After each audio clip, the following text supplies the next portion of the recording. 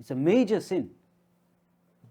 Going against a promise, a wa'ad, is a major sin. You know the famous hadith, Ayatul Munafiqi Thalathun, 3 signs of a hypocrite. إِذَا وَعَدَ أَخْلَفَ وَإِذَا أُتُمِنَ خَانَ إِذَا حَدَّثَ كَذِبَ. 4 things. إِذَا حَدَّثَ كَذِبَ. When he speaks, he lies. وَإِذَا أُتُمِنَ خَانَ. When he's been made a trustworthy person, he breaches the trust. Number 3, إِذَا وَعَدَ أَخْلَفَ. When he makes a promise, he breaks a promise. And number 4, وَإِذَا خَاصَمَ فَجَرَ. He said 3, and then in another riwayah it was addition. When he or she khasama, has a confrontation, become foul mouth. All of these are connected in a marital relationship. If there's a problem between husband and wife, they will argue and they will become foul mouth. They'll swear at one another. Khasama fajara.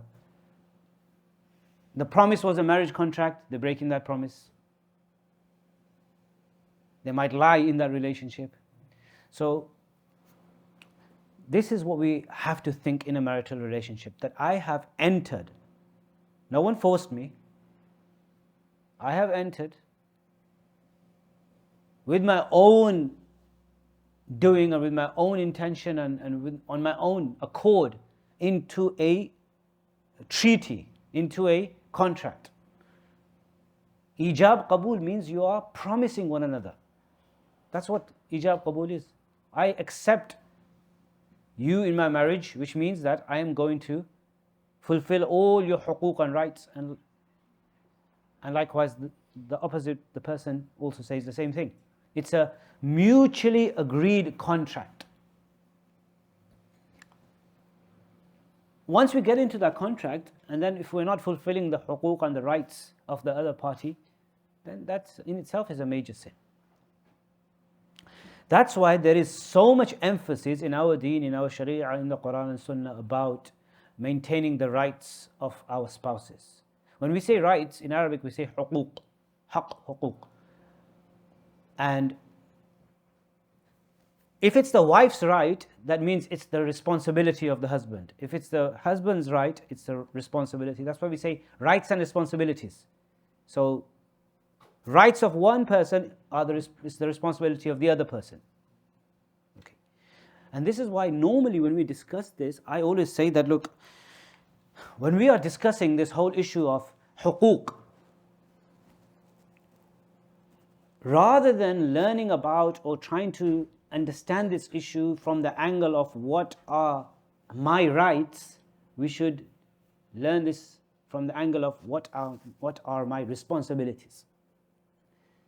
Normally, the spirit with which I've delivered marriage courses, and the spirit with which both parties, the husband will be there in the course, wanting to know what are his own rights, and the wife wants to know what's her rights.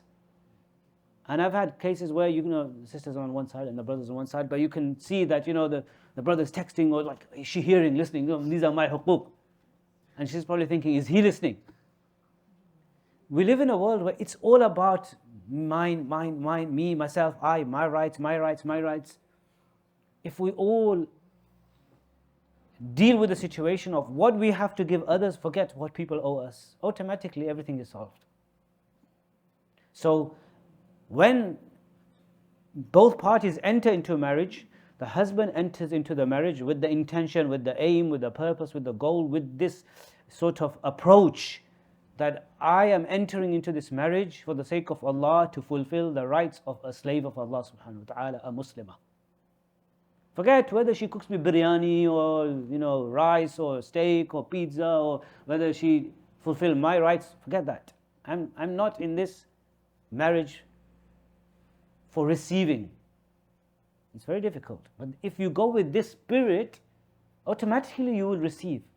It's the same thing, but rather than both wanting receiving, it's both giving.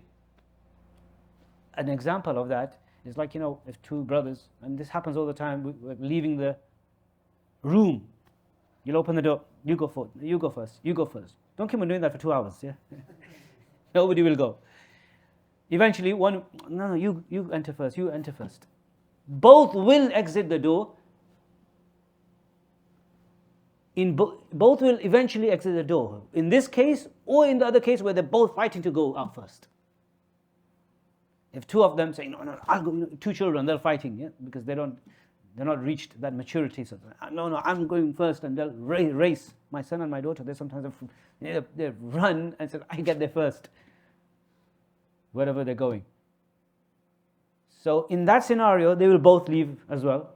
Second scenario, they will all both exit, but rather in the first scenario is like each one wants to go out first. In the second scenario, each one is telling the other to exit the door first, but eventually both will leave.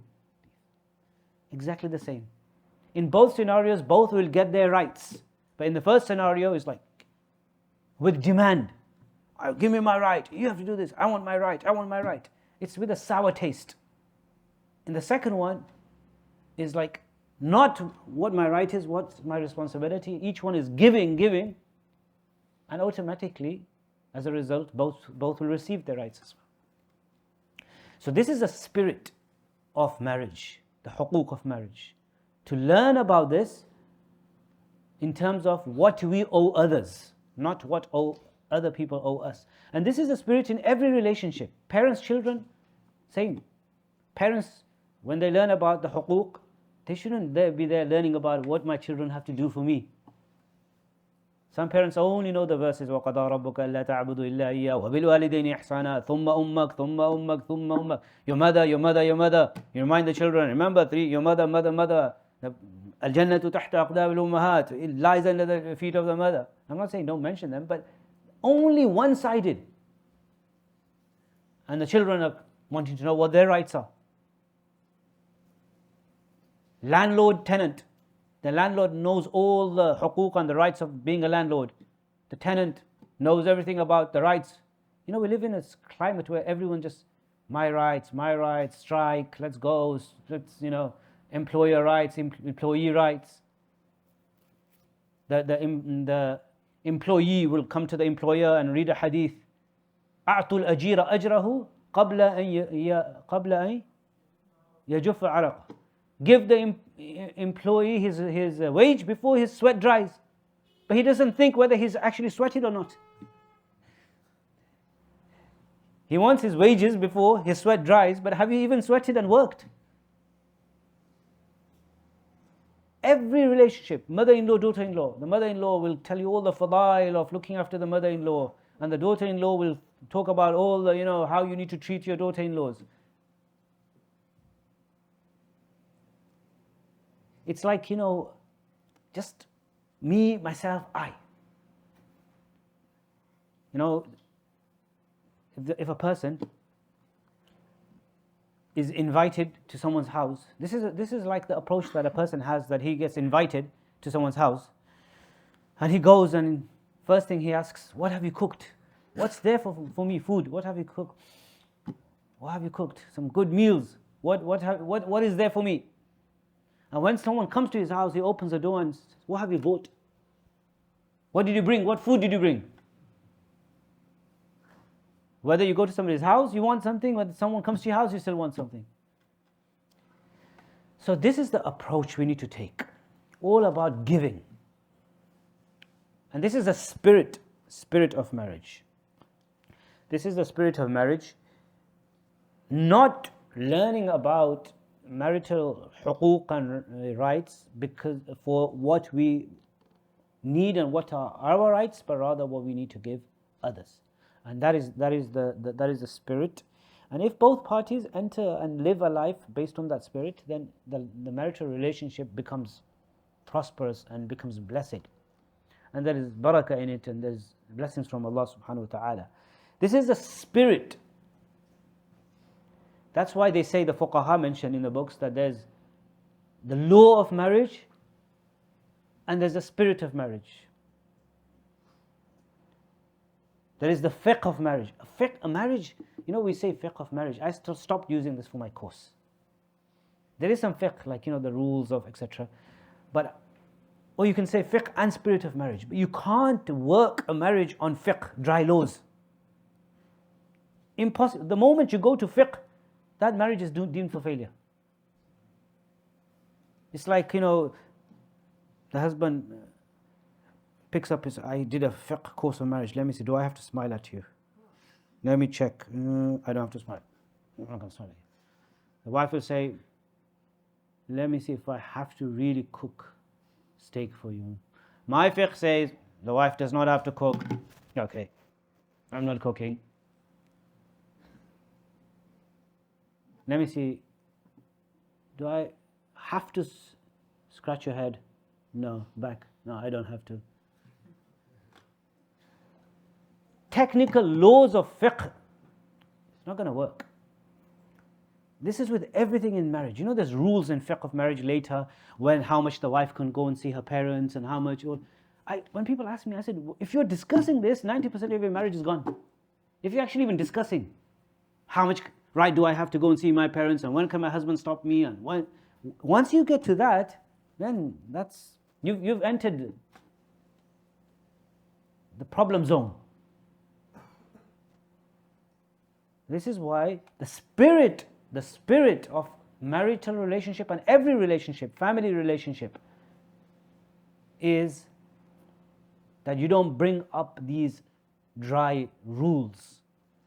The spirit of marriage and every relationship is being easygoing. You know, there's this, and then I'll get to it, to some of the concept, but just this one point. Many of you probably have read, or you study Seerah, Shama'il. You know, Shama'il, mashallah, a lot of people study Shama'il of the Messenger, sallallahu alaihi wasallam. In the Shama'il, we see many character traits. Yeah, you know, one is the physical features of the Messenger, sallallahu alaihi wasallam. Like what? Lots of things. How tall he was, and he was rub'atan min al-qawm, and etc. But when we see his sifatu khuluqi Rasulullah sallallahu alaihi wasallam, his character traits, lots of things mentioned. There's one character trait I absolutely love. I mean, all of them are amazing, of course, but one is amazing. They're all amazing, and one is amazing. But I'm just mentioning one of the amazing ones that relates to us. Kana sahl al-khuluq. Sahl al-khuluq. What's the translation? He was easygoing. Easygoing personality. Nothing intense.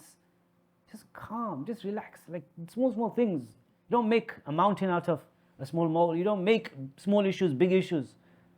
Someone said something, it's okay, it's fine. Sahl al-khuluq, easygoing. Best relationships, whether it's marriage, whether it's family, parents, siblings, even friendship, the best friendships are where each party makes things easy for the other person. There's no tension. Some relationships, it's tension and pressure. If I say this, will she get upset? If I say this, will he get upset? Oh, if I say this, you have to worry about every thing you do. It's all intense. You have to worry. You don't relax. Easygoing is just easygoing. And this is where marriage really becomes prosperous, when both people are easygoing. They make things easygoing for one another. Sahl al-khuluq. In marriage specifically, we learn in the fiqh of marriage many rights of the wife and many rights of the husband. And I'm not going to, of course, go through the list of both of these two.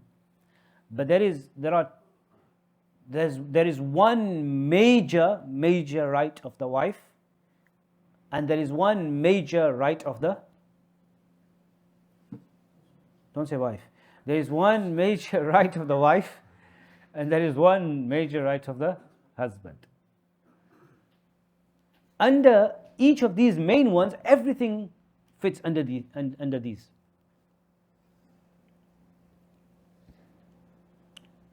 Because if you study the books of fiqh, and when you do the fiqh of marriage, they'll give you a list of huquq. Number one, you can explain that in detail. Like in my course notes, I've got about like 5-6 for the wife and 5-6 for the husband, and all of them I've explained with Quranic ayat and hadith, etc. But really, if you bring it down, summary is one main one for each. Everything else comes underneath that. And I just want to talk about these two. Normally, being politically correct, The standard way is we start first with the right of the wife. Ladies first. Do we even have ladies here today? We have? Yeah. I can't hear too many kids. Oh, 2 doors away. Okay. Soundproof. The people of Australia do, mashallah, extra hijab, like barrier after barrier. Mashallah. Ladies first, I think. Is it okay with brothers? Everywhere, we always start. I remember once, many years ago, I was in Canada, and there was a conference, and that wasn't even a course, like it was a proper lecture, so like thousands of people, different speakers. My topic was rights of husband, rights of wife, and I was given 45 minutes. So I started, and sometimes you don't keep track of time, but they were very strict with time. You have to end in 45 minutes because there's lots of speakers. So I started speaking about the rights of the wife, etc., in quite detail. And then I saw 35 minutes had passed. I said, oh, only 10 minutes left. So I said, okay, let's start to talk about the rights of the husband. And I apologize, I said, I didn't see track of time, but alhamdulillah, we've got 10 minutes left. Let's get to, before the husbands get upset, let's talk about the rights of the men, the husbands. And I spoke about their rights in 10 minutes. First 35 minutes, so much emphasis on, all the different aspects of the rights of huquq of the wife, and, in a lot of detail. More than, probably lots others would talk about the rights of the wife. After the talk, I think I mentioned this the other day somewhere, a lady came. I still remember this lady. She was like a professor type of, like elderly, not too elderly, but I still remember. This was 10, 15 years ago, because I was scared, she came, maybe in her 60s or something. I remember she had glasses. She came running asking, who is the speaker who spoke? Are you the sheikh who spoke? And she started getting aggressive and angry, like, what did you say about the rights? And, we are not dogs. And, you talked about obedience to husband and this and that and so many things. And I said, I've spoken 35 minutes about the rights of a woman, a wife, and 10 minutes on the husband. And she was probably head of some feminist movement. Very hardcore, strong feminist. And that was my earlier years going into America. First time I went in 2007, so that was around 2010, I think, when I started traveling to Canada and America for a lot of programs. And I remember, I didn't understand the landscape. Massive difference from UK to America. In the UK, some places you are still in Islamabad, or Bombay, or Delhi, or some town and villages.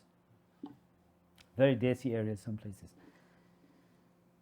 So I spoke to some of my friends about this, and they said, welcome to North America. Here, you have to be very careful. She very, very angry. Like she I said, there's some hadiths. I don't accept these hadiths. They're weak. Without looking at the chain, they're weak. The criteria for them, for a hadith to be weak or not, is not whether the chain is weak or not, whether it makes sense to them, whether it conforms to what is politically correct. This is how they decide. Like the hadith I said, Al-mar'atu إذا صلت خمسها وصامت شهرها وأطاعت زوجها دخلت الجنة من أي باب شاءت. Woman prays 5 times, fasts, obeys her husband. She didn't like the word obey. We are not dogs. Anyway, let me get to that point. So, rights of wife first, because I will talk about the rights of husband. Main one, which covers everything, is good treatment. عاشروهن بالمعروف. Every other right, financial, the other ones are like financial support and intimacy and time, everything comes underneath this. There is so much emphasis in the Quran and Sunnah on good treatment of wives. وَعَاشِرُهُنَّ بِالْمَعْرُوفِ. The man is like someone who is a caretaker, a maintainer, not someone who's bossy, not someone who's aggressive, very, very loving, caring, and very, very compassionate, and treating his wife and children with immense amount of compassion and mercy and love. This is ishra bil ma'roof, good treatment. وَعَاشِرُهُنَّ بِالْمَعْرُوفِ. That's the main right. A husband should be gentle, not harsh. I have this written here. Playful, have a forgiving nature towards his wife, not forgetting she is, number one, a human. Number two, she's a Muslimah. And number three, she's a spouse. The Messenger sallallahu alaihi wasallam said, خِيَارُكُمْ خِيَارُكُمْ لِنِسَائِهِمْ اسْتَوْصُوا بِالنِّسَاءِ خَيْرًا فإن المرأة خلقت من ضلع وإن أعوج ما في الضلع علاه فإن ذهبت تقيمه كسرته وإن تركته لم يزل أعوج فاستوصوا بالنساء المرأة كالضلع. A woman is like a rib. And the first hadith, the most bent part of the rib is the upper part. I have to explain this hadith as well. She's like a rib. In أقمتها كسرتها. If you try to straighten the rib, you will snap it. وإن استمتعت بها, but if you want to derive benefit, then استمتعت بها وفيها عوج. As it is, how it's bent or curved. Let's say a better word is maybe curved to be politically correct. It's curved. And that is the meaning of the hadith. Some non-Muslims, I've got that 40 hadith booklet, where I've explained this hadith in detail, because I specifically wanted to take those hadith which some non-Muslims will have some questions about. Like the other hadith, if I was to tell anyone to make sajda, sujood, لو كنت أمر أحدا أن يسجد لأحد لأمرت المرأة أن تسجد لزوجها. So I've explained that as well. But this hadith as well, it's not defaming or degrading a woman. She's bent and she's, weird. No. Al-mar'atu kad-dila'i. The beauty of the rib is in it being curved. Good translation. Curved. The arch. That's the beauty of the rib. The makeup of it. The essence. Some things, it's their makeup. That's how that thing is. There are certain things, they're not straight. They're supposed to be like that, curved. So the hadith of the Messenger sallallahu alaihi wasallam basically is saying, and this is also when I talk about the next part, men and women are different. This applies there as well. What he's trying to say that from a man's angle, a woman is different. That's what this hadith means. And this is why he's saying that, look, if you try to straighten, meaning if you try to make your wife like you are. For her, you might be crooked and bent. Do you understand? It's two genders are different. From a man's angle, a woman is fragile, emotional, sentimental. She cries, and you ask her why she's crying. She probably doesn't know why she's crying herself. Don't know, I just feel like crying. I don't know. That's normal. Nothing wrong with that. That's being a woman. Sensitive, fragile, handle with care. Just, some wives might need to just put a sticker on the forehead. Fragile, handle with care. Or on the back, so the husband remembers. And sometimes I say that, the husbands, they forget that they've married a woman. They forget. I say to them, take a, subha every day and make one extra. It's just a joke. Extra 100 is still, tasbih. I married a woman, I married a woman, I married a woman, I married a woman, I married a woman, I married a woman, before you forget. To remind yourself, it's different. There's a difference. Men are from Mars, women are from Venus. It's like psychologically, emotionally, from all angles. Men and women are different. And I talk about this in the next stage where all these differences are. But this hadith, this is what this hadith is trying to say. Al-mar'atu kad-dila'i. Look, a woman is like a rib. If you try to, if you try to straighten that rib, kasartaha, you will snap. You can't make that rib straight, because that's not the nature of the rib. You can't make that woman less fragile, less emotional, because that's the makeup of the woman. If you try to do that, you will snap your marriage. You'll break your marriage. You'll break the relationship. Therefore he said, وَإِنِ اسْتَمْتَعْتَ بِهَا If you want to derive benefit from your wife, then istamta'ata biha wa fiha iwajun. As it is, derive benefit. And if you don't like it, khalas, go, see you. Marriage is not for you. Bye. If you want to derive benefit, then this is how a woman's going to be. Inna ma'al usri yusra. For you, it will be usr. Inna ma'al usri yusra. You can't have it all just yusr, yusr, yusr. So if you want the benefit, you want the yusr, you want the enjoyment of the marriage, you have to also take the usr part of it. It's part of the package. You can't here pick and choose madhabs. It's part of the package. Every madhab has difficult rulings, easy rulings. It comes as a package. People just want the yusr from Hanafi yusr, Maliki yusr, Shafi'i yusr, Hanbali yusr. That's another topic. I think another time when if Allah grants the ability to come, these topics I want to talk about. These madhabs and taqleeds and all this fiqh and how the relationship between hadith and fiqh and all this kind of stuff. Because there's a lot of misunderstandings people have. So this just, you can't pick the easy. That's picking the easy. That's where? That's in zina. In zina, this is the difference between nikah and zina. Zina is you just get the good benefit. There's no marital relationship. There's no relationship. You don't live with one another. You see each other once in a while or whenever. You do your job and khalas, finish, bye. No huquq, no contracts, no rights. This is the difference between nikah and zina. This is the difference between riba and bay'. Bay', you invest money and you take the profit, but also there's a fear of loss. Depends. You might lose, you might investment, bay', transactions. Interest riba is 100% guaranteed profit. You give someone a loan, you give someone $5,000 and you put interest, they need to give you back how many? 7,000?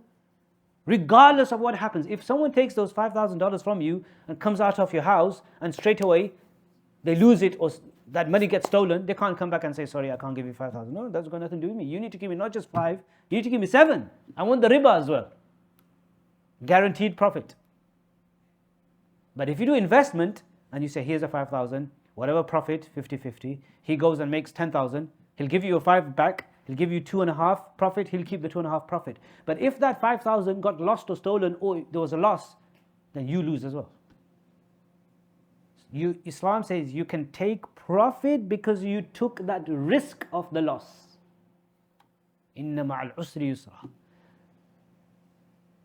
You can derive benefit from your wife and enjoy her company and all the other benefits of the marriage because you took the responsibility of the marriage. Not just easy. And this is with most ahkam of Sharia. Inna ma'al usri yusra. Just one side point on this. It's not actually 50-50 as well. You know what I mean by this? The yusr and usr. This just came to my mind right now. I heard it from one of the shuyukhs. Everything I said is usr and yusr in the world. But it's not 50% usr and 50% yusr. It's actually 2/3 yusr and 1/3 usr. This is a ni'mah of Allah. Because Allah said, Inna ma'al usri yusra, fa inna ma'al usri yusra. If you see the first usr is with alif lam ta'rif. So inna ma'al usr, with the usr, alif lam, there's yusr. Fa inna ma'al usr, the same usr, there's another yusr. You understand from an Arabic grammar point of view? If you have alif lam ta'rif, then it's referring to the same one. So the usr in the two ayats is the same usr. Same difficulty, you've got a yusr.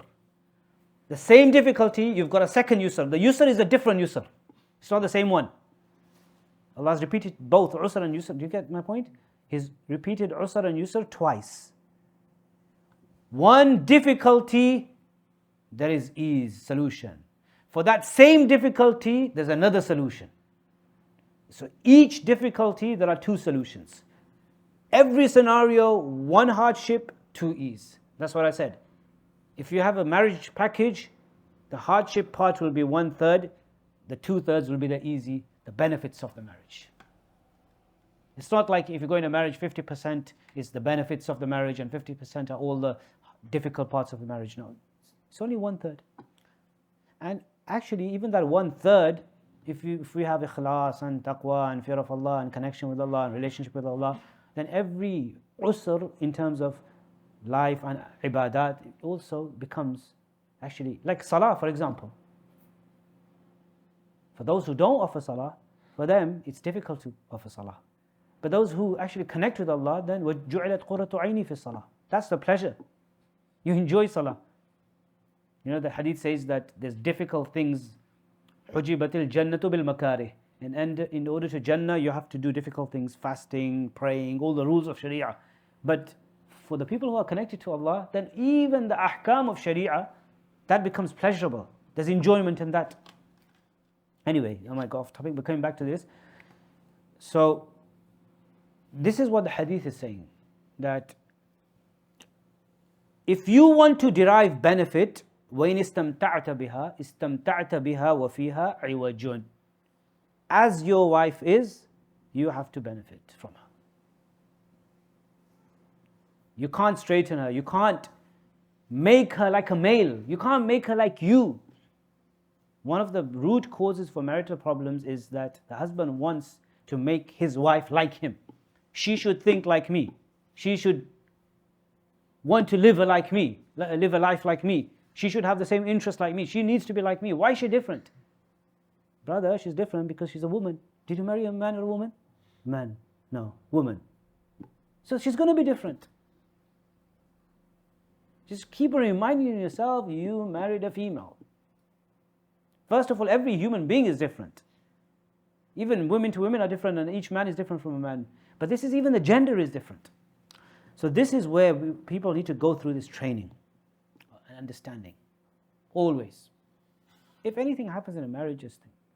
Honestly, it's classic. Just 1 minute muraqabah. I married a woman. Okay. If something happens and your wife irritates you something, it's okay. I married a woman. So she's excused.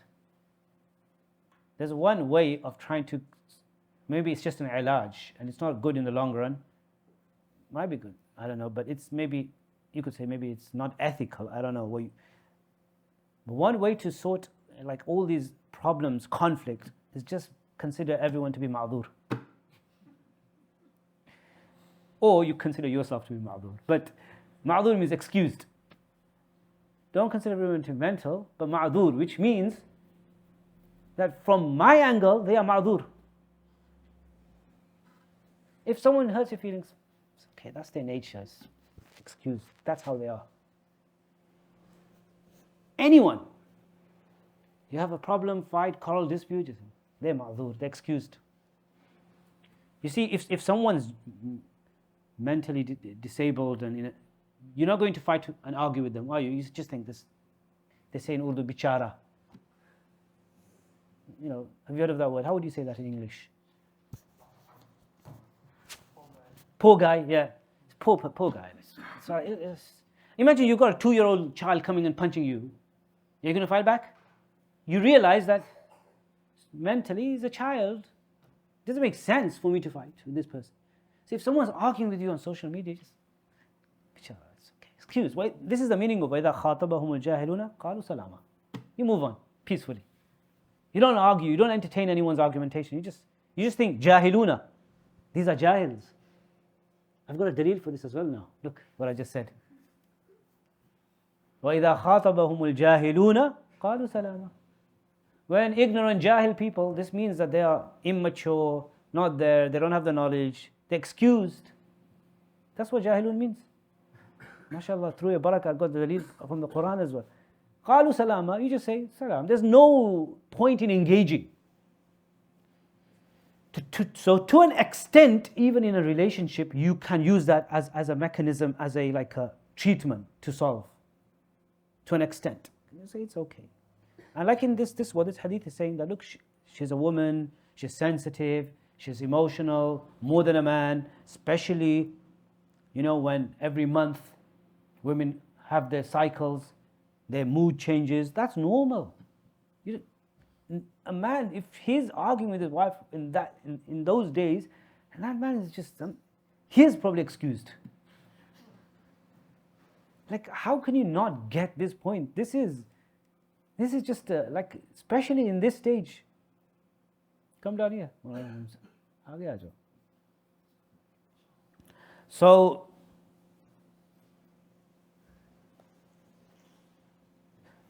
this is the main thing. Treat her well. Treat her well. عاشروهن بالمعروف. Under this comes, I've written here, he should overlook her faults and seek her positive attributes. Part of this, everyone has faults. No one is perfecto, as they say. No one is perfect. Anyone know Spanish here? No? I know a few words here and there. No one is perfect. Everyone has faults. The man wants his wife to be perfect, but he forgets to look in the mirror. I want a beautiful wife. How beautiful are you?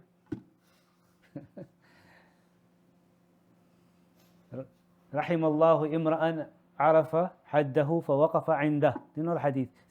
Allah has mercy on the person who knows his place and stands by his place. We should all know our place. I want, mashallah, this in a wife. Look at yourself. Are you even worthy of this in a wife? Before you have got, she needs to be studied, and how much have you studied? And she needs to be pious, and she needs to and this, and she's this and this. And look in the mirror first. Think about where you are, and then make those big, massive demands. And likewise the wife. We're coming to the wife, don't worry. We haven't left them, we're coming, unless the time finishes. It might happen like the Canada, where we'll just... No, I'm fine in this issue, okay, yeah, inshallah. Okay, let's do it if it's big, so it makes it easier for me. That's fine, I'm just going to put it down. So, what was I saying? The second part is everyone has faults. Overlook the faults and what? Look and concentrate on the positives. This is part of the good treatment. He should overlook her faults, seek a positive. This is in the Quran as well. فَإِن كَرِهْتُمُوهُنَّ فَعَسَىٰ أَن تَكْرَهُ شَيْءٍ وَيَجْعَلَ اللَّهُ فِيهِ خَيْرًا كَثِيرًا. If you dislike them, then quite likely you might dislike something, but Allah has placed much good. There's a hadith in Sahih Muslim, لا يفرق مؤمن مؤمنة إن كره منها خلقا رضي منها آخر. A man, meaning a husband, should not dislike his wife, because if he dislikes one trait, he will be happy with another. There's always positive, and there's always... But our problem again as human beings is that we only concentrate on the negatives of people. Someone has 90% positiveness and 10% negative will make and act as though there's 90% negative. There's a hadith where one Sahabi came to the Messenger ﷺ complaining about his wife, problems in marriage. And it's normal. Look, when we talk about all of these things, look, let me just mention one thing. This doesn't mean that you will never ever have problems. Don't go into this compulsive waswasa disorder that, what we're talking about here, wow, like that's how marriages are. Don't worry, shuyukh also have problems in marriage. Anbiya had problems in marriage. It's a struggle. We're learning, it's a constant. It doesn't mean that, sometimes some people think when they hear a sheikh talking, mashallah, probably him and his wife, they've never even raised their voice ever in their 40 years of marriage. It doesn't work like that. So this Anbiya have divorced wives. Ibrahim alayhi salam told his son Ismail alayhi salam, غَيِّرْ عَتَبَةَ بَابِكَ. He divorced his wife. The Messenger sallallahu alayhi wasallam once gave an ultimatum to all his wives. إن كنتن تردن الحياة الدنيا وزينتها فتعالين أمتعكن وأسرحكن سراحا جميلا. I'll leave you all. I'll let you all go. Sarahan jamila. Sarah means divorce. In a nice way, beautiful way, amicably. وإن كنتن تردن الله ورسوله والدار الآخرة فإن الله أعد للمحسنات منكن أجرا عظيما. So this is it's not like there's some perfect, absolute. We are all human beings. Some things are part of being a human. But we just have to keep on trying and making things better, working. Now this Sahabi came to the Messenger sallallahu alaihi wasallam. He said, "O Messenger of Allah," complaining about some, negatives of his wife. He came with a list of things. Oh, my wife, she's like this, and she complains about this. And like a lot of times, the wife will come and give a list of problems about her husband, and the husband will come with a list. This is going back to what I was saying in the beginning. Remember, before I started this discussion, the spirit. I've said this in many, many marriage courses, and I used to say this, I have yet to meet a married couple or a marital problem where the husband comes with a list of his faults, or the wife comes with a list of her faults. The best scenario is this, that the wife will say, I know I'm not perfect, I have my faults as well, but, and my husband is do. Or the husband is saying, I'm not an angel as well, I know I've got some faults, chef, but my wife did do. That's the best scenario. You will never hear, I know my wife's not an angel, but I am so bad, I'm so this, and I'm like this, and I'm like that, and please help me.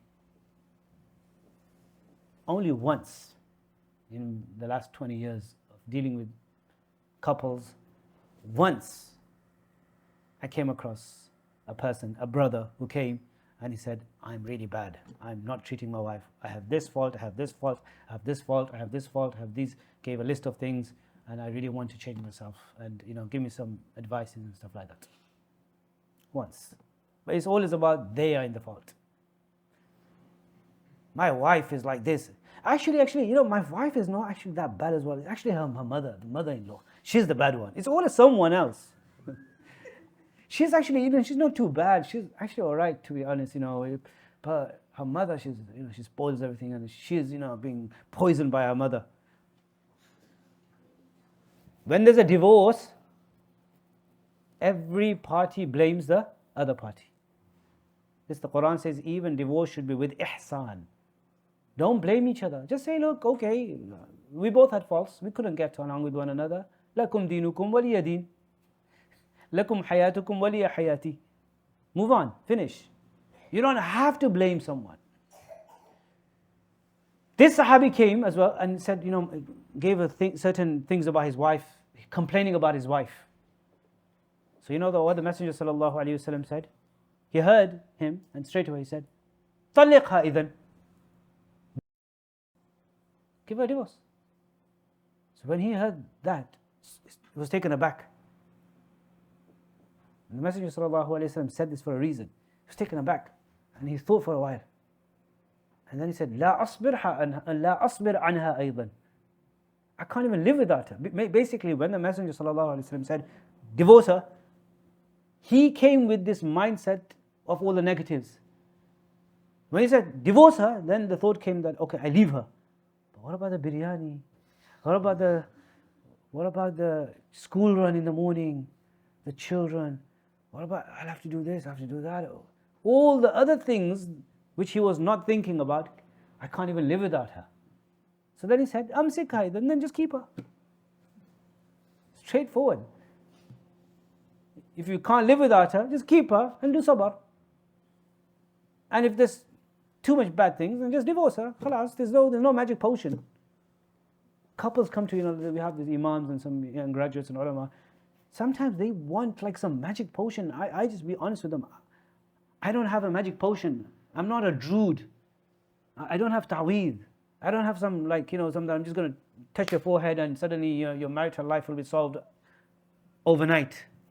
I'm not going to just look at your eyes and do some, tawajjuh.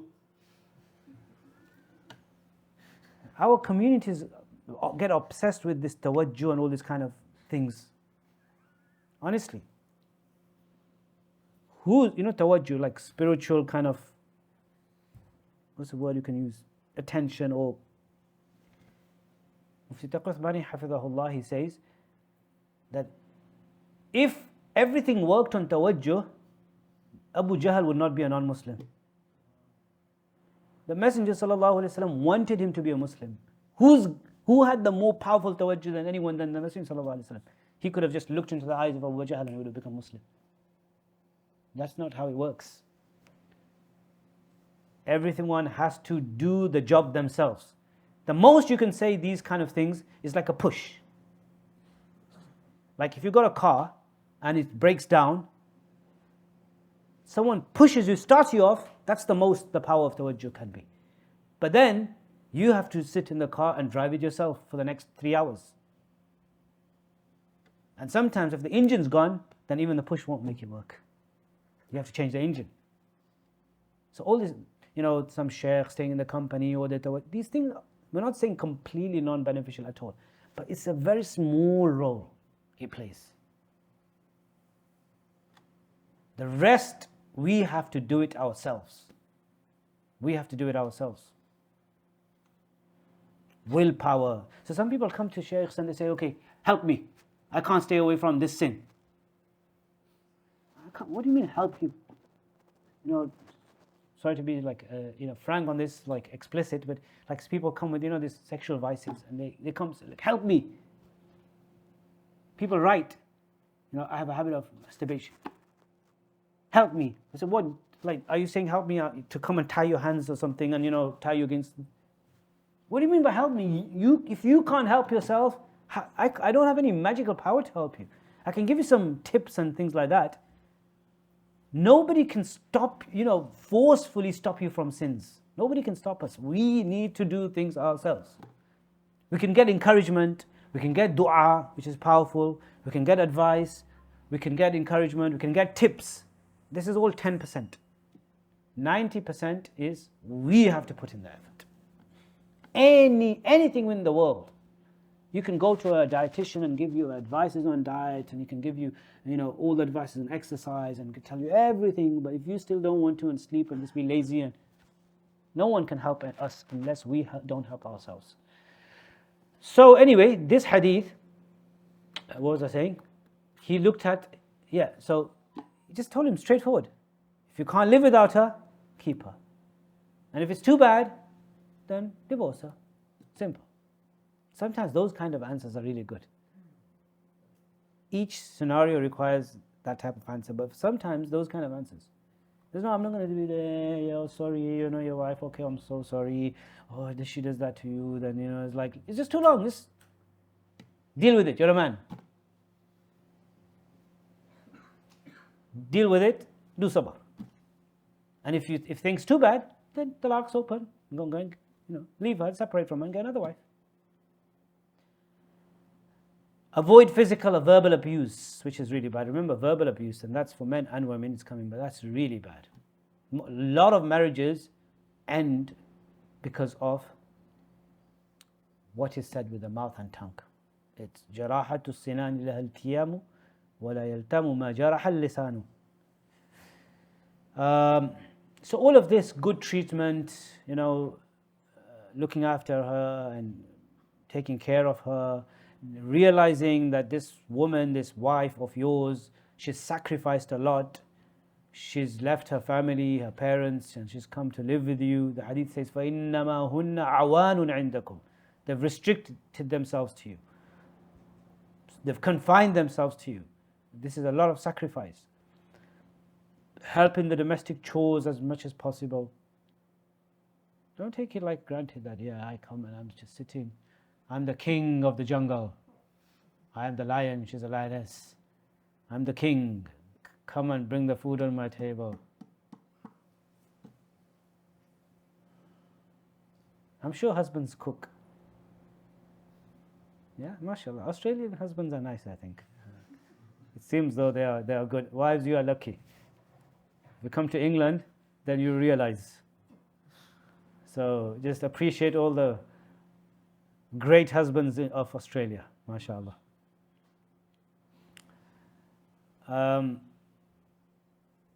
There's a reward in helping in household chores. كان في مهنة أهله. The Messenger sallallahu alaihi wasallam used to be in the service of his family, just to help. There was a great sheikh in Pakistan by the name of Dr. Abdul Hayy Arifi, rahimahullah ta'ala. You must have heard this story. He's a sheikh of tasawwuf of Mufti Al-Kawthari, hafidhahullah. So Mufti Al-Kawthari mentions about him a lot of things about him, and one of the things he mentions that his wife, the Sheikh's wife, said once to them that I've been married to him for 55 years. This is now the miracle levels. You know what I was just saying, that this is now those kind of levels. That's possible to get to those kind of levels, but that's for the great people. 55 years of marriage, he has never raised his voice over my voice. 55 years we've been married, never raised his voice, never said something in a higher tone. This is what you call, Mufti Al-Kawthari Hafidhahullah says, this is what you call real karama. It's easier to fly in the sky. It's easier to fly in the sky or walk on the river. This is a real miracle. And then he also said this, and I don't know if he said this in the book or I had this from him. The other is written in the book, but the second part, I don't know if it's written or but I heard it from him directly, that we actually got it confirmed from him. We heard also further to that his wife said that he's never even commanded me, never even told me to do something. Go and get a glass of water. Can you give me this? He would stand up and do it himself. The relationship becomes such that you will not have to even get up. You don't have to command. You do it yourself. And once the relationship is good, and like you want a bit of water or something, like mashallah, like right now, if the water is there, I'm just planning, mashallah, he'll come and give it to me, because there's that good relationship. If we have that certain relationship with our spouse, your wife might just see, and wife, subhanallah, women, Allah has given them this great quality of khidmah. If they just see that the husband wants something or drink water, you just think, okay. And they just realize that you're just getting up to get water, she'll run and grab it and give it to you in your hands. You don't have to tell her. So the end result is the same, but in a better way. And I say the same thing about the in-laws issue as well. And I've used this the example quite a lot, that look, and I'll just mention here as well, that we have a lot of problems that occur because of in-laws. Have I got a discussion here on in-laws? I can mention it there. Okay, let me just mention it here, then I don't have to mention it then. Technically, fiqh-wise, a wife does not have to do anything for her mother-in-law, father-in-law. Technically speaking. She doesn't have to even cook for her husband. They don't have to even smile at each other, technically speaking. There are a lot of things technically you don't have to do. Technically speaking, it's just like two dry robots. Just, okay, do a few things and that's it. So, she doesn't have to, and the husband can't force her. You can't even get upset for something that someone doesn't do it technically. You can't expect it. You can't demand it. Now, this is a Sharia ruling. Now look at these two scenarios. There's one scenario where the husband forces his wife, puts pressure on her, demands from his wife, expects it. The culture expects it. When you get married in this household, you're married more to my parents more than me. You have to do this. You must wake up 6 in the morning. You must do this. You're the slave in the house. You have to do all of these things. And if you don't, because you think it's a necessity, obligation. Okay? Now, she will do it with a type of force and with a type of pressure, with a type of resentment, etc. And when it's demanded, when it's expected, when something is demanded, or when you think they have to do it, she has to wake up 6 o'clock and make breakfast for everybody and serve everybody. One day she just overslept. What will happen? What will happen? the mother-in-law will get angry because the mother-in-law expects it. She thinks it's her marriage given right by Allah. It's her right that this daughter-in-law must do it. If she doesn't, so when you're expecting something and someone doesn't do it, then you take, you get upset or you get angry or you become negative towards it. And then, so she might, one day, if she's not doing it properly or she's not done the work that needs to be done, the mother-in-law will give her a face and will have, some kind of a resentment and animosity, and she will get upset and she will not talk to her properly, and she'll come and tell the son she's not doing it, and the husband, unfortunately, the person in the middle, and all the problems, and then your wife will complain as well. The wife will complain, and she's treating me like this, and problem never ending. And then she will do things, but she'll have a face on. She'll wake up the next day 6 o'clock and I have to do all this, like that. Now take this the opposite scenario. Everyone understands they don't have to do it. The mother-in-law realizes this is not my right. She doesn't have to do anything. She doesn't have to. She won't demand it. She won't expect it. Neither the husband will expect it. Neither the husband will demand it. No force, no pressure. The wife comes into the house. She woke up one day and made a breakfast. The mother-in-law said, Beta, Jazakallah. No, Jazakallah. What are you doing? You don't have to do all this. And the husband's like, no, relax. You don't have to. No. And especially with women, and what will happen? You will appreciate it. The mother-in-law will appreciate it. The son, the husband will appreciate anything she does because she doesn't have to. And when you appreciate it, especially with women, the women have a famous qaida. لَإِن شَكَرْتُمْ لَأَزِيدَنَّكُمْ. That's a famous qaida with the women. If you appreciate, if you thank, I'll give you more. Brothers, if you ever want nice biryani cooked by a wife, just praise her biryani, you will get it all the time. There's nobody who cooks as good as you, ever. Your food, it's the best. I've been everywhere around the globe and nobody can cook like you. That's it. You'll always get food. Be a diplomat.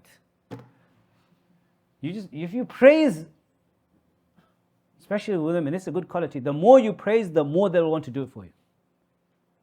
So if she's doing things and you're saying Jazakallah, you're appreciating, you're praising, you're thanking, she forget waking up 6. Next day she'll wake up at 5:30, and with a smile, with a desire and a want to do it, rather than do it with a frown and with a resentment and animosity. So the summary is that in both cases the same thing will happen, but one in a good spirit, one in a with a bad spirit, with a bad faith. And this is what Sharia is saying, the spirit. As I was saying right at the beginning, the spirit. So with the in-laws thing as well, real spirit of Sharia, be flexible. Be flexible.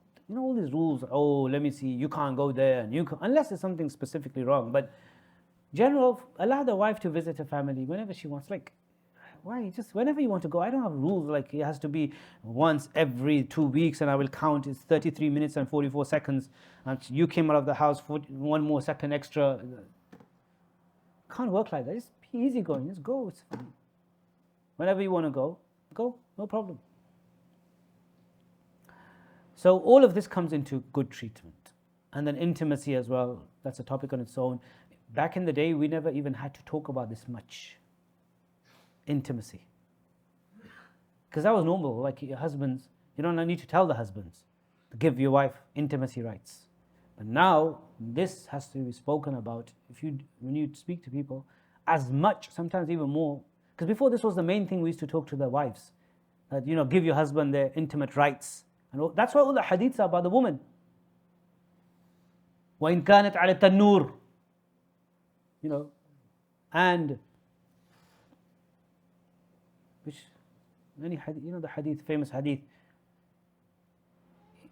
إِذَا دَعَ الرَّجُلُ إِمْرَأَتَهُ, and she refuses, فَأَبَتْ فَبَاتَ غَضْبَانِ, he spent the night angry. لَمْ يَزَلْ لعنتها الملائكة حتى تصبح. All the warnings for the wife not fulfilling the intimate needs of the husband. There's not such for husbands, because they'll always give that right, probably give more than what's needed, the right. But nowadays, this has to be spoken about. This is very common. I've had so many cases of the zawja complaining about her husband not giving the right, the intimate one. 4 months, 5 months, 1 year. One case, 4 years. And this is a topic on its own. I don't have time for it. Why this happens, you might think, most of us will think like, it's a bit weird. Like, what is he? Is there some medical wrong? There's nothing medical wrong. There is some kind of medical wrong, but not a normal medical wrong. What is that medical wrong? That's a whole different chapter that we need to open. It's all the vices and all the spiritual diseases and all the bad things. Like I was saying yesterday, tayyib, not being tayyib. There's khabatha, khubth inside, which means that the whole system has become corrupted. And marriage is pure. When your system is khubth, then you can't deal with pure. So the system needs a detox, needs a good 1-year treatment.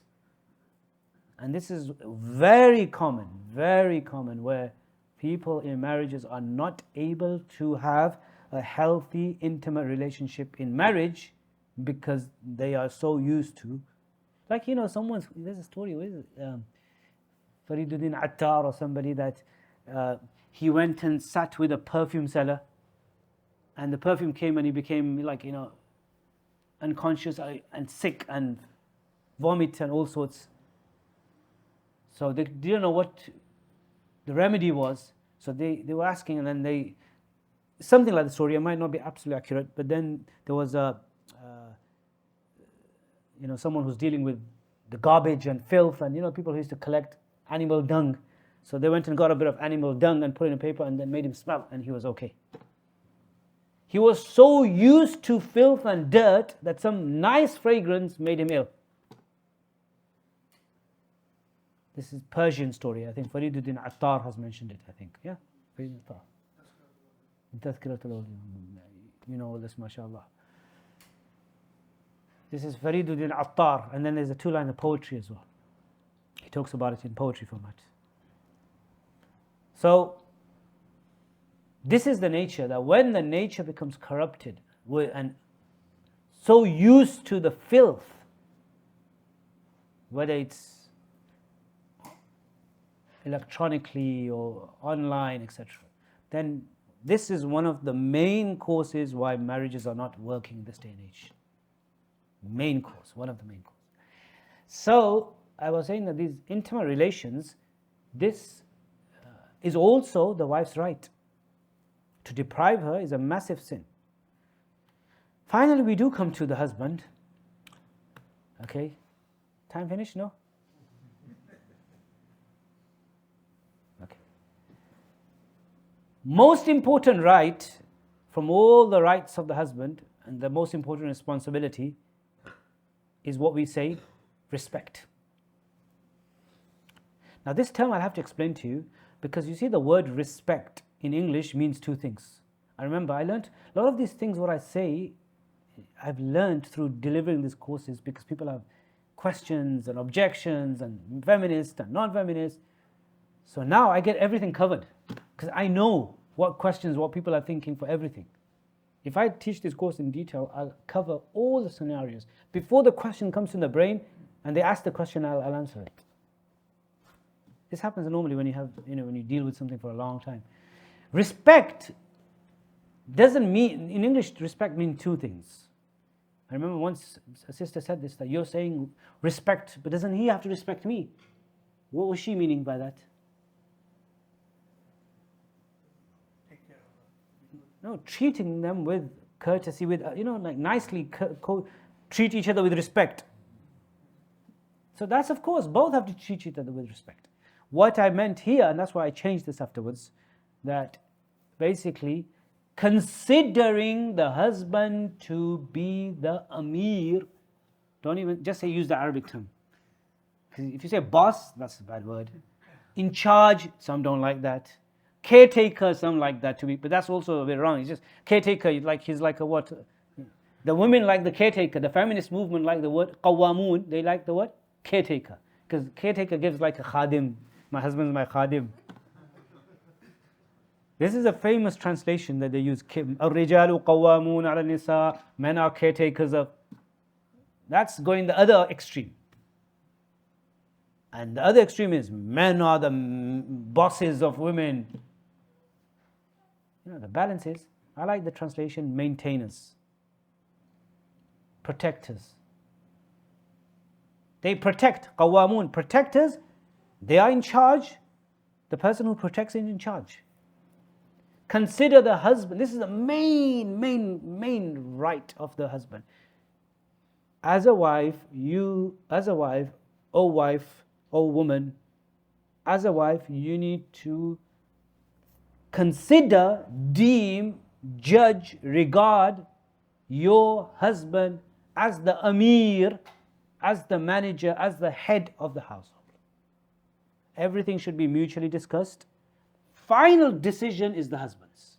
Because why? Allah said so. Khalas. We submit. Husband shouldn't be a dictator. وَشَاوِرْهُمْ فِي الْأَمْرِ. That's for the husband. He should take mashwara, do things collectively. But if it's a final, ultimate decision, for anything to be successful in this world, anything, any business to be successful, you need someone who's in charge. If someone's not in charge, that business is not profitable, will suffer. To the point that Islam says even if 2-3 people are traveling long distance journey, appoint a Amir. You always have to have an Amir. You always have to have someone in charge. If Allah said the woman was in charge, we would have said the woman. If Allah said the son or the daughter, whoever, Allah knows the two genders. He knows who's suitable. So treating the husband with respect, meaning considering the man to be the in charge, maintainer of the household. Once a woman said, but my husband needs to earn his respect. He must earn his respect. I said, wrong. What you're saying is wrong. He doesn't need to earn respect. Yes, he must not lose his respect. As soon as you do ijab qabul, Allah has given that respect. He doesn't have to earn. He doesn't have to get married to you and work for 5 years. This is not أَلَا أَن تَأْجُرَنِي ثَمَانِيَةَ حِجَجٍ فَإِنْ أَتْمَمْتَ عَشْرًا فَمِنْ عِنْدَكَ. Musa alayhi salam worked 10 years, my slave, and then, this is not that. Come and serve me for the first 2 years and I'll see whether you are fit enough to be a husband. Calling from India, Pakistan, Bangladesh, that's what happens. Let him come down. Let's keep you here. Let's make you a khadim first for 2 years. Now you're okay. Now we'll give you the visa or whatever. This is a concept. Some people like it like that. I'm not saying it's wrong, but that's what some families do. This, come here, stay 5-6 years. Now you've passed it. Now you'll get the stay here. So automatically, as soon as you get married, Allah gives the respect. But yes, must not lose it. Once, I always say, any marriage in which the husband has lost respect, where the wife no longer considers him to be the Amir of the household, my boss, my maintainer, my protector, my this is, my look up to the husband, and that marriage starts ending or it's kind of deemed for failure. In other words, the more the wife treats her husband to be her Amir, the more respect and submissive the wife is, the greater the marriage. The wife should be submissive. The feminist movement will tell you otherwise. But Islam, as well as good-natured cultural people, even back in the day, the women used to be submissive, not control freaks. I'll tell you one thing, even there are non-Muslims who've understood this. Some of them, they live this kind of lifestyle and they see that they have prosperous relationships. We have these gypsies, I don't know if you have these gypsies. They have this kind of setup, family cultural setup. The wife will, or the girlfriend or the wife, whatever, I don't know if they're married, but very submissive. And I will tell you one thing, there's a book, there was a woman in America, I don't know if she's still alive or not, but the 70s or something, a non-Muslim woman, her name is Laura Doyle. Her name is what? Laura Doyle. She's written a book. I've read that book. But how she wrote that book was, she was having problems in her marriage. Toxic relationship, always problems. So one day she just thought that, let me just become submissive. Let me become what? Submissive, surrendered. Let me start considering my husband to be Amir. على الرأس والعين آمنا وصدقنا وسلمنا.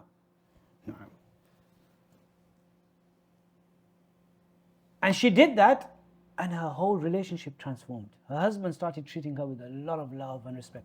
Because these two things, that's what happens. That's how the animals live. That's what happens. From one side, the submissiveness, the other side, there's so much protection and love. That's a classic relationship. Masculine side, protection, love, care. The more the wife is submissive, the more gentle, submissive, the more she relies on you. Back in the day, women never used to work. They relied on you financially, everything. And from this side, you just want to protect. Don't worry, I've not been watching Andrew Tate a lot. But I saw some of his, I didn't even know who he was, but just recently, and it makes sense, what he was saying, some of those things, what he was saying. I don't know a lot of things, but just a few things I saw.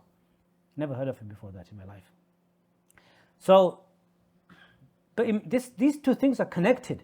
The more this woman is serene, submissive, gentle, relying on the husband, here comes the husband automatically, his side of protection and wanting to take care comes about.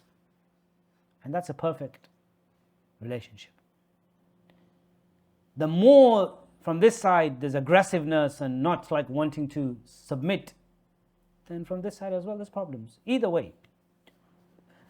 So anyway, this woman, she did that, and her relationship transformed, and her husband became very, very loving and caring. And so she had a friend somewhere in America who also was going through marriage problems. And that's why nowadays, within the non-Muslims specifically, no relationship lasts. No relationship. Back in the day, our non-Muslim friends, even their relationships used to work and were stable, and they used to maintain it.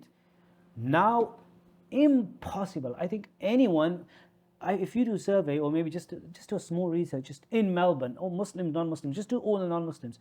Anyone who went into any marriage or any relationship after 2000, after the millennium, who is still in that relationship? Probably 2% or 1%. No one can stay with one another more than 5 years, 6 years. 5-6 years. They all go through one relationship to another, second one, third one, fourth one, and they keep on waiting one day.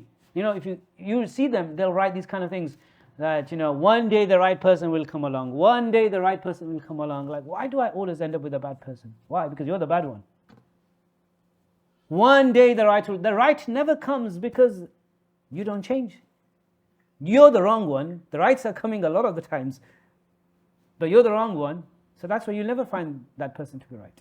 No relationships, because how the society has made people now. Women are no longer submissive. She told a friend, her marriage was transformed. They told somebody else, their marriage or relationship was transformed. And there's a whole collection, and they became like a group. They made like a circle group called the Surrendered Wives. You can literally go online, check. I don't know if it's still the website, the surrenderedwife.com. And she wrote that book after that, and it's called The Surrendered Wife.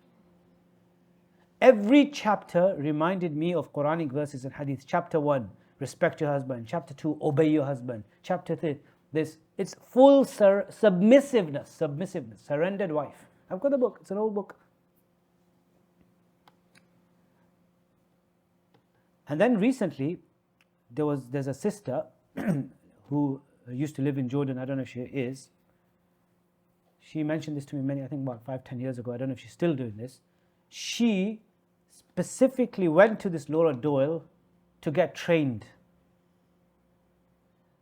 And then she actually told me, when she emailed me, she told me that this is all my, website and details. And I train Muslim wives. Same thing, but with the Islamic side. She's a taliba alim. I think, if I remember correctly, I've forgotten. It's been too long, but I think they both study, her and her husband. They studied in Jordan and I think connected to Sheikh. No, I think if I remember correctly, 99%. And she mentioned this to me, and she said, if in your courses tell people, I always tell people because that's her own, private business, etc. But you can find it. But she's specifically training Muslim wives how to be surrendered. All the husbands here say, yeah, let me send my wife to her and get treated. She needs to become submissive. But you also need to become a man. It works both ways. So this is the most important right. Amir. A wife craves for love and attention, whilst husband wants respect and adoration. Husband by nature is masculine. He doesn't like to be controlled.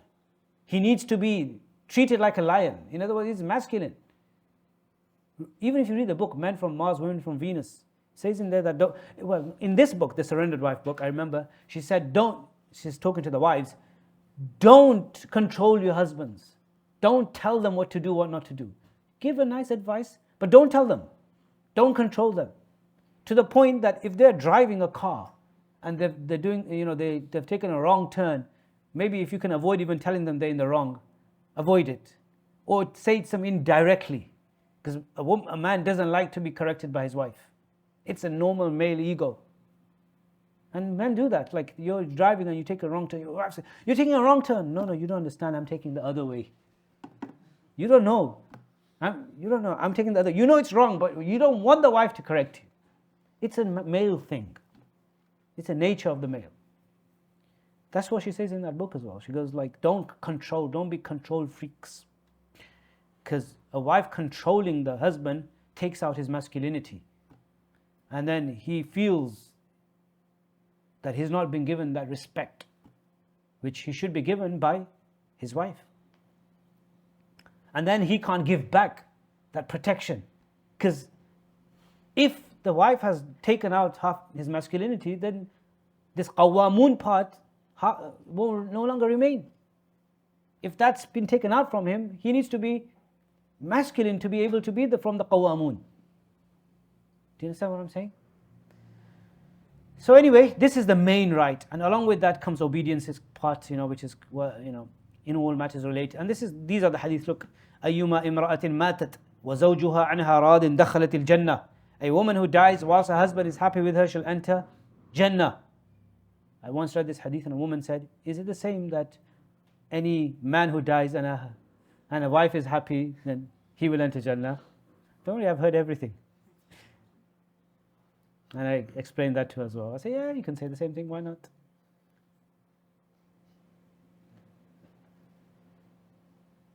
So all of these things, this is the main, okay. Now quickly moving on, just these few issues I'll just quickly, this whole discussion I have, which is addressing marriage problems. I've already discussed some things, but some basic reasons, just very quickly, and then you can just do question and answers. Addressing marital problems.